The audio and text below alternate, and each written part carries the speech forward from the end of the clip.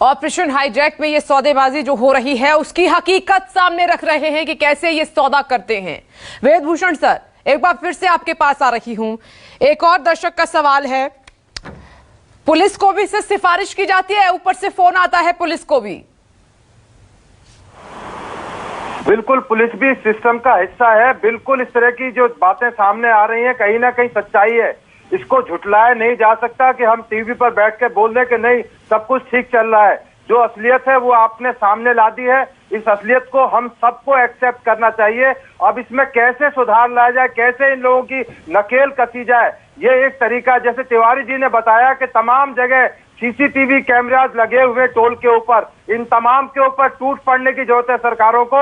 इनकी तमाम के परमिट रद्द किए जाएं, इनके खिलाफ करप्शन के मुकदमे दर्ज हों और इंश्योर करें कि बेल ना हो पाए इस तरह के लोगों की, चाहे वो पुलिस वाले हों, चाहे ट्रांसपोर्ट वाले हों या पब्लिक के और कोई लोग जो इस सारी चीजों से घोटालों से जुड़े हुए हैं, उनके ऊपर निगाह रखी जाए। जिस तरह से सुप्रीम कोर्ट और आजकल हाई कोर्ट इन चीजों के लिए बहुत सख्त है, तो ये उम्मीद है कि यदि इन लोगों को गिरफ्त में लाया जाएगा तो इनका छूटना मुमकिन नहीं नामुमकिन होगा और सिस्टम में जरूर सुधार आएगा। ऐसा नहीं कि सुधार नहीं आया। पिछले कोरोना काल में आपने देखा कि आनंद विहार में जिस तरह से हालात बिगड़े, दिल्ली सरकार ने भी वहां पर बसें लगाई और लोगों को ट्रांसपोर्ट किया गया। ठीक है, दुख का समय था, एपिडेमिक थी, अनप्रेसिडेंटेड हालात थे कि जिनके अंदर काम करना आपके लिए, हमारे लिए, सभी के लिए बहुत मुश्किल था। और ऐसे ही हालातों में तो सर ये गिद्ध उड़ान भरते हैं। ऐसे ही हालातों का फायदा उठाने के लिए उड़ान भरते हैं ये गिद्ध।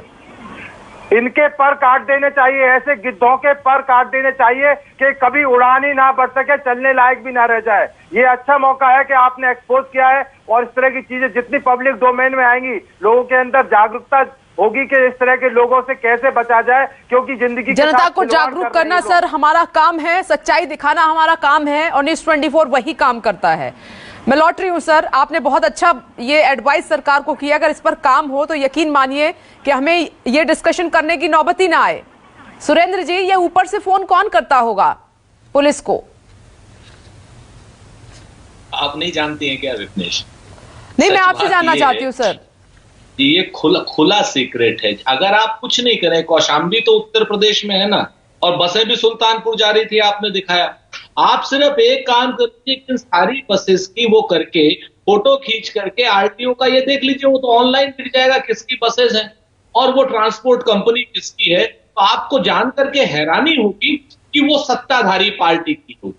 और शिवम छाबड़ा को बुरा मानने की इसलिए आवश्यकता नहीं है क्योंकि वो इससे पहले अगर कोई सरकार रहती तो उसकी कंपनी हो जाती। सच बात यह है कि सत्ताधारी कंपनी, तो विपक्ष की बसेस नहीं चल रही हैं, आप ये कह रहे हैं? जिसकी सत्ता है उसी की बस चलती है। बिल्कुल, क्योंकि उन्हें पैसा देना होता है। मैं तो पूछ रहा हूं उत्तर प्रदेश के ट्रांसपोर्ट मिनिस्टर से, कहां सो रहे हैं आप? आलू छील रहे हैं, खुइयां छील रहे हैं, आपका काम क्या है? आप बेरोजगार की तरीके से उत्तर प्रदेश में लखनऊ में बैठे हुए जो भी ट्रांसपोर्ट मिनिस्टर है, मैं नाम भी नहीं जानता उसका, लेकिन वो लोग कर क्या, उनका काम क्या है? और ये बताएं कि खाली पुलिस वालों के ऊपर आप डाल दे रहे हैं। पुलिस प्रशासन और ये जो आपका ट्रांसपोर्ट विभाग में जो आरटीओ वगैरह होते हैं, परिवहन विभाग जो है वो क्या कर रहा है? और उसके लिए जो जिम्मेवार आला अफसर और जिम्मेवार मंत्री हैं वो क्या कर रहे हैं?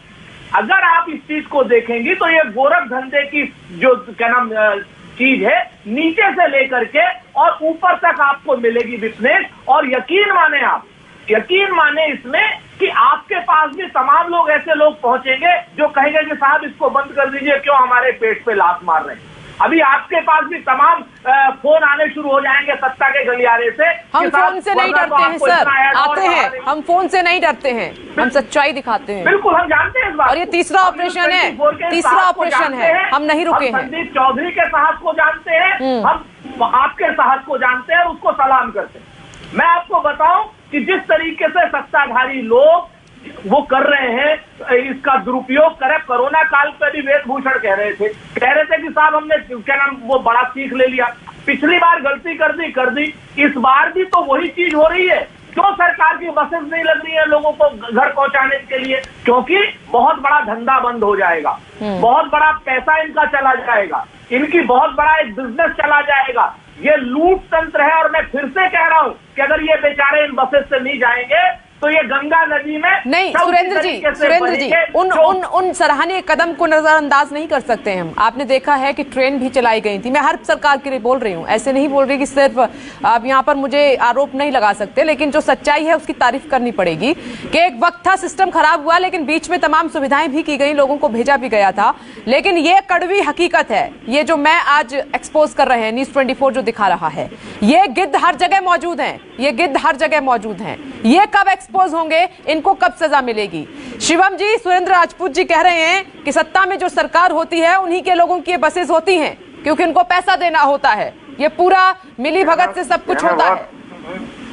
मैंने कहा ना, सुरेंद्र जी की बात बिल्कुल सही है, लेकिन एक बात उनको और भी जवाब देना चाहिए कि जिस प्रकार की व्यवस्था इन सरकार ने मजदूरों को उनके घरों में ले जाने की की थी, चाहे हम कहीं ट्रेन चलाने का विषय हो, चाहे बसें चलाने का विषय हो, ये भी इसको नजरअंदाज नहीं किया जा सकता। लेकिन ये बात भी सत्य है जो आपने दिखाया है अपने चैनल पर, इस प्रकार के गिद्धों की भी इस देश के अंदर में मौजूदगी है, इसका एहसास दिलाने का काम आपने जो किया, आप बधाई के पात्र हैं। लेकिन मैं आपको इस बात का आश्वस्त कर सकता हूं कि सरकार के माध्यम से यदि इस प्रकार के गिद्ध लगातार रहेंगे तो निश्चित रूप से समाज के लिए बहुत मुझे लगता है कि एक जोट होगा। तो इसमें हम सब सारी व्यवस्थाएं एकजुट होकर काम करेंगे तो मुझे लगता है हम एक स्ट्रांगली ऑपोजिशन इसको दे पाएंगे। और सरकार के माध्यम से मैं जरूर कह सकता हूं कि यदि ये रिपोर्ट और यदि क्या ये रिपोर्ट सरकार के पास जाएगी, निश्चित रूप से इस पर कार्रवाई होगी, मैं आपको आश्वस्त कर सकता हूं। थैंक यू सो मच कि आप ये एक भरोसा तो हमें दे रहे हैं, और हम उम्मीद करते हैं कि तमाम ये जो लग्जरी बसेस वाले जिनके पास परमिशन नहीं, परमिट नहीं, कोरोना की धज्जियां उड़ा रहे हैं, जानों के साथ खेल रहे हैं, बेबसी लाचारी का फायदा उठा रहे हैं, इन पर नकेल कसी जाएगी। घनश्याम तिवारी जी, मादा होना चाहिए सर करने का, ऐसा नहीं है कि कुछ काम हो नहीं सकता, बस ये है कि सेटिंग है तो लूटेंगे, और अगर एक एक्सपोज हो गया तो बाकी भी हो जाएंगे, इसीलिए ये सच्चाई सामने आ नहीं पाती है। इसमें मादा की कहाँ बात है? आप एक चुनी हुई सरकार हैं, आपने कहा है कि आप व्यवस्था को दुरुस्त करेंगे। लोग आपदा में हैं, मजदूर आपदा में हैं, नौकरी चली गई है, दिल्ली या कहीं और जगह किराया नहीं दे पा रहे हैं, घर बार पर भी समस्या है, गाँव में कोरोना पहुंच गया है। लाजमी बात है कि लोग हर तरीके से अपने घर पहुंचेंगे। ऐसे में सरकार सिर्फ अपनी पीठ थपथपाने में व्यस्त हो जाए, हमने ट्रेनें चला दी, हमने कुछ और कर दिया। सवाल यह है कि आपके सामने 1000-1200 किलोमीटर सड़कों पर इस तरह की बसें दौड़ती हैं, आपके नाक के नीचे ये सारी चीजें होती हैं, कैमरा लगा हुआ है कि न्यूज़ 24 इतना बड़ा खुलासा कर रहा है, अभी तक इस सरकार की तरफ से कोई जवाब नहीं आया है। ऐसा नहीं है कि सरकार के मंत्री और इस सरकार के अनेक रसूख वाले लोग इस कार्यक्रम को नहीं देख रहे होंगे, जवाब देने की हिम्मत नहीं है। जैसा कि भारतीय जनता पार्टी के विधायक ने कहा कि अगर सच बोलेंगे तो उनके ऊपर NSA लगाया जा सकता है। अगर सच बोलने पे राजद्रोह का डर उनके अपने विधायकों को है तो उन लोगों को भी है जो ये कार्यक्रम देख रहे हैं, उन्हें पता है कि इस चीज को तुरंत ठीक किया जा सकता है, लेकिन वो करेंगे नहीं, क्योंकि कहीं ना कहीं सबकी मिली भगत है। मुझे इस सिस्टम से कोई उम्मीद नहीं है, ये कार्यक्रम पे उनकी आंख जाएगी। फिर उम्मीद किससे करें? सुरेंद्र जी तो कह रहे हैं जिसकी सरकार रहती है उसका सिस्टम अपना चलता है, तो सरकारें तो सत्ता में आपकी भी रही है, केंद्र में कांग्रेस की भी रही है, सरकारें तो सभी रही हैं, तो अपना अपना सिस्टम सब चलाती हैं, फिर कैसे होगा काम? जो सरकार अभी है उसकी जिम्मेदारी है, और मीडिया चौथे स्तंभ की तरह काम करता है और वो प्रयास करता है कि जनता की आवाज बहरी सरकारों तक खासकर पहुंचाए। मैं ये मानता हूं कि इस बहरी सरकार को न गंगा और बक्सर में तैरती हुई लाशें दिखाई देती हैं, गाजीपुर की लाशें दिखाई नहीं देती। लोग जिस तरीके से इस समय त्रस्त है उसके जवाब में ये अपना प्रचार करते हैं, अनेक मीडिया मंचों पर इनके प्रचार आते हैं कि उत्तर प्रदेश में सब कुछ दुरुस्त है। हम देखेंगे, हम आज शाम तक देखेंगे, कल तक देखेंगे कि ये सरकार आपकी इस खुलासे में कोई भी संज्ञान लेती है कि नहीं। मुझे कोई उम्मीद नहीं है कि सरकार आके कहेगी। शिवम जी ने भरोसा दिया है, शिवम जी ने कि ताबड़तोड़ एक्शन होगा। सुरेंद्र जी आ रही हूँ। शिवम जी ने भरोसा दिया है। गैर जिम्मेदाराना बयानबाजी नहीं होनी चाहिए, जिम्मेदारी से बातचीत करनी चाहिए। आपदा का समय है, हम सबको एकजुट होकर चलना है। पर मुझे दुर्भाग्य इस बात का है, दुख इस बात का है कि घनश्याम तिवारी जी की पार्टी के नेता और शायद सुरेंद्र राजपूत जी की पार्टी नेता हो, केवल उनका एक ही ध्येय है कि देश की सरकार के, देश के प्रधानमंत्री को किस प्रकार नीचा दिखाना है, ये उनका एजेंडा बन चुका है। दुख का विषय ये है, मैं तो बड़े खुले मन से आपकी डिस्कशन में भाग लेने आया था विष्णु जी। मैंने स्वयं अपनी जिम्मेदारी को कबूला। मैंने स्वयं ये कहा कि निश्चित रूप से सरकार का वही बात मैं घनश्याम तिवारी जी को बता रही हूँ कि आपने बोला कि एक्शन होगा, लेकिन दुर्भाग्य से घनश्याम भाई को और सुरेंद्र जी को इस बात का एहसास नहीं कि जिस प्रकार से जिस नेता की वो को नीचा दिखाने का वो काम कर रहे हैं, वो भूल जाते हैं कि वो देश के प्रधानमंत्री हैं। उस नेता ने इंश्योर किया कि इस देश के अंदर में प्रत्येक गरीब आदमी को फ्री राशन मिले, इस आपदा के समय में उसको पलायन नहीं करना पड़े। लेकिन दुर्भाग्यवश वहां की सरकारों की निकम्मेपन के कारण आज उनको अपने अपने गांव में पलायन करना पड़ रहा है। आज बड़ी बड़ी बातें कर रहे हैं कि साहब जहाँ पे गांव में फैल गया। अरे गांव में क्यों फैल गया भाई? जहाँ वो काम करने आए थे। अगर महाराष्ट्र की बात करें, आप वहाँ की स्थिति क्यों नहीं दिखाते हैं? क्यों सुरेंद्र राजपूत का मुंह बंद हो जाता है और वो बोलते हैं कि साहब महाराष्ट्र के अंदर में इस प्रकार का नहीं हुआ? एक बार भी उनके मुंह से नहीं सुना। हंस रहे हैं सुरेंद्र राजपूत जी, उनको हंसी आ रही है आपकी बातों पर। जो आपने विषय दिखाया चिंताजनक है और उस पर निश्चित कड़ी से कड़ी कार्रवाई होनी चाहिए। डिजास्टर मैनेजमेंट एक्ट लगा हुआ है, वेद जी ने बहुत स्पष्ट से कहा, इस पे बहुत आईपीसी की कड़ी धाराएं लगा करके उस पर कार्रवाई की जानी चाहिए। आज से ही अभी से चलिए, सच्चाई हमने रख दी, अब आपका काम है आप एक्शन लीजिए। आज से अभी से ही एक्शन लीजिए, बनाइए प्लान। सुरेंद्र जी बोलिए, काफी देर से आप कुछ बोलना चाह रहे हैं। 3-4 चीजें अभी शिवम जी। कोई भी संघ का आदमी 15-20 मिनट से ज्यादा अहिंसक रह ही नहीं सकता, भला रह ही नहीं सकता। 15 मिनट बाद वो अपने असली चोले में आ जाता है। उत्तर प्रदेश हो, राजस्थान हो, नहीं, इसका क्या मतलब है? इसका क्या मतलब है जो आपने कहा है? मैं बताऊंगा और बिना की बात मैं केवल आक्रामक होने का विषय तब आया जब घनश्याम जी ने, अरे भाई आप लोगों को तो शर्म आनी चाहिए, चैनल पे कैसे बैठते पता नहीं कैसे लोग हैं आप लोग टूल किट निकाल के देश का अपमान करने का काम कर रहे हैं। आप लोग टूल किट निकाल करके ये कहते हैं कि साहब उसको इंडिया वायरस कह दीजिए। कोई गैर जिम्मेदार दिल्ली का मुख्यमंत्री जाके कहते सिंगापुर वायरस आ गया। क्या बात कर रहे हैं? कितनी गैर जिम्मेदाराना काम कर रहे हैं आप लोग कहते हैं अस्पताल में बेड बुक कर दीजिए, केवल कांग्रेस का नेता कहेगा तो उसको खोल दीजिए। कितनी बेचानी बातें करते हैं, उसको जिम्मेदारी दिखाइए सर। आपदा का समय है, आपदा का समय है, मुश्किल का समय है, इस देश के ऊपर में विपत्ति आई हुई है, उसको जिम्मेदारी लाइए। आपके नेता केवल ट्विटर पर ट्वीट कर देते हैं और साफ बोलते हैं काम हो जाना चाहिए और हमारे देशवासियों को मरने के लिए छोड़ दिया है। अरे मरने के लिए आपने छोड़ा है सर। बेड की बुकिंग आप लोग करते हैं, बेड की बुकिंग आप लोग करते हैं, कहते कांग्रेस के नेता बोलेंगे तो खोल दीजिएगा। क्या बात कर रहे हैं आप? वेंटिलेटर कभी पंजाब का प्रत्यक्ष उदाहरण देता हूँ। अरे सर, हिंदुस्तान के अंदर में जितने वेंटिलेटर मोदी सरकार ने दिए आप कल्पना नहीं कर सकते। जितने वेंटिलेटर केयर फंड से आए हैं आपकी कल्पना से परे। पंजाब की स्थिति की छुपी नहीं है, नरेंद्र मोदी जिम्मेदार है। सुरेंद्र जी, पंजाब की स्थिति की छुपी नहीं है। और हम आरोप प्रत्यारोप से बाहर निकल सकते हैं क्या अभी? सुरेंद्र जी, छाबड़ा जी, क्या आरोप प्रत्यारोप से बाहर निकल सकते हैं अभी? हम जिस पर बात कर रहे हैं उसके लिए कोई प्लान पर बात कर सकते हैं ताकि ये सब रुक सके, ताकि आम जनता को ना लूटा जा सके, गरीबी का फायदा ये लोग ना उठाएं। तो पर पहरा नरेंद्र मोदी ने लगाया है तो नरेंद्र मोदी को ही नरसंहार के लिए जिम्मेवार माना जाएगा। अगर आज दवा की कमी है, पेंडेमिक नरसंहार की बात कर रहे हैं आप, नरसंहार की बात आप कर रहे हैं। पंजाब की स्थिति की रीजन नहीं छुपी है सर, राजस्थान की स्थिति की छुपी नहीं है, छत्तीसगढ़ की स्थिति की छुपी नहीं है।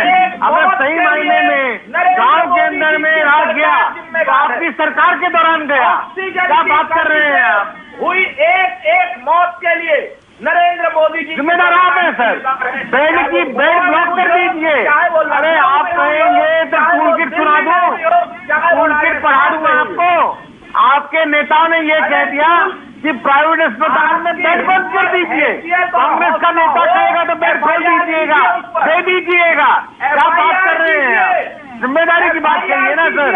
हैसियत है, हमने कर दी है और सबको जेल भिजवाएंगे। जेपी नड्डा भी जेल जाएगा, स्मृति ईरानी भी जेल जाएगी। शब्दों की मर्यादा तार तार हो रही है। शिवम जी, सुरेंद्र जी, शिवम जी, सुरेंद्र जी, मुद्दे से भटक गए, मुद्दे से भटक गए दोनों लोग। और ये जो आप कह रहे हैं ना, ये किसी को समझ नहीं आ रहा है। जरा इससे बाहर आइए और ये जो गिद्ध बैठे हैं ना चारों ओर, इन पर नकेल कसने की बात कीजिए। प्लीज, आप सभी पढ़े लोग, पढ़े लिखे नेता हैं, जिम्मेदार नेता हैं, जनता आपको ध्यान से सुनती है रोज। इस तरीके से बात होगी क्या? नहीं, एक minute Shivam ji, Surendra ji, request you, मेरी दोनों से अपील है, प्लीज 1 मिनट, टाइम ज्यादा है नहीं, एक इम्पोर्टेंट सवाल मुझे पूछना है वेद से, एक इम्पोर्टेंट सवाल पूछना है। सुरेंद्र जी, शिवम जी, 1 मिनट सर, वेट कीजिए। नेता केवल ट्विटर पे राजनीति नहीं, 1 मिनट, ऐसे नहीं, मैं बहुत जिम्मेदारी से कह रहा हूँ, बदतमीजी करोगे, मैंने कहा। सुरेंद्र जी, शिवम जी, 1 मिनट। वेद सर, खैर हम इन सब चीजों से बचना चाहते हैं कि जब कोई इंपॉर्टेंट हम टॉपिक लाएं तो इस तरीके की बयानबाजी शुरू ना हो जाए, लेकिन हो ही जाती है। अब मेरा सवाल सर आपके डिपार्टमेंट से है, मैंने कहा था कि जब डिपार्टमेंट पर उंगलियां उठती हैं और हम जिस डिपार्टमेंट में काम करते हैं तो दर्द होता है। सर, एक दर्शक का सवाल आया है मेरे पास, क्योंकि लगातार दर्शक जुड़े हुए हैं बड़ी संख्या में इस वक्त। इंपॉर्टेंट सवाल मैं उनमें से ले रही हूं।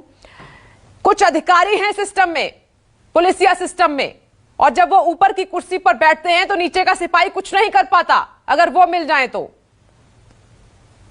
बिल्कुल आप सही कह रही हैं। ऐसी जो फिश है जो दिल्ली पुलिस ने पूरी हिंदुस्तान के अंदर मौजूद है, पुलिस के अंदर, और तमाम समय समय पर उनके खिलाफ कार्रवाई भी होती रही है, एक्सपोज भी होते रहे।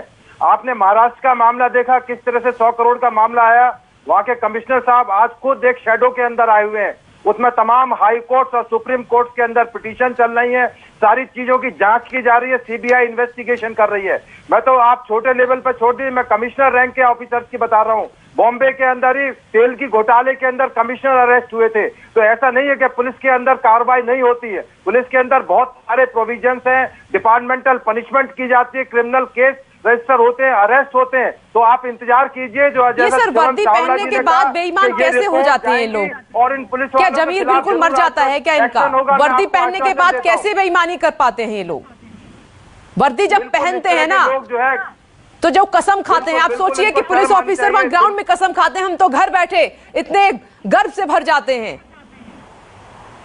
बिल्कुल आप ठीक कह रही है विवनेश।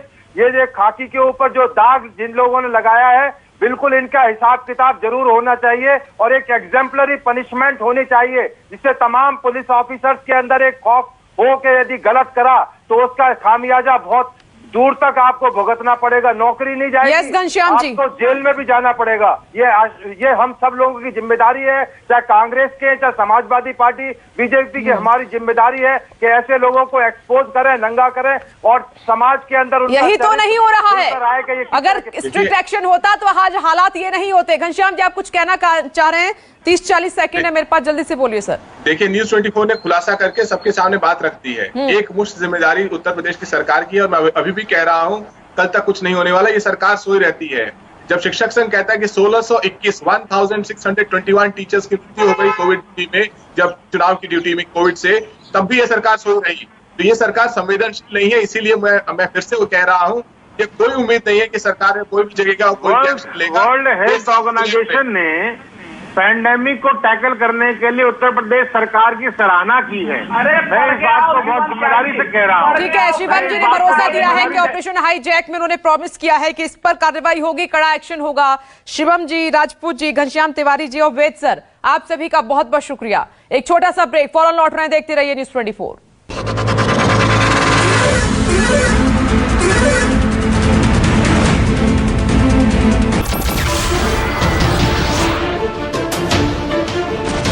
नमस्कार, मैं हूं मानक गुप्ता। अगर आपको हमारा ये वीडियो पसंद आया हो तो इसे लाइक और शेयर जरूर करें, और हां, हमें सब्सक्राइब और फॉलो करना ना भूलें ताकि आप देश और दुनिया की कोई खबर मिस ना करें। तो जुड़े रहिए हमारे साथ और देखते रहिए न्यूज 24।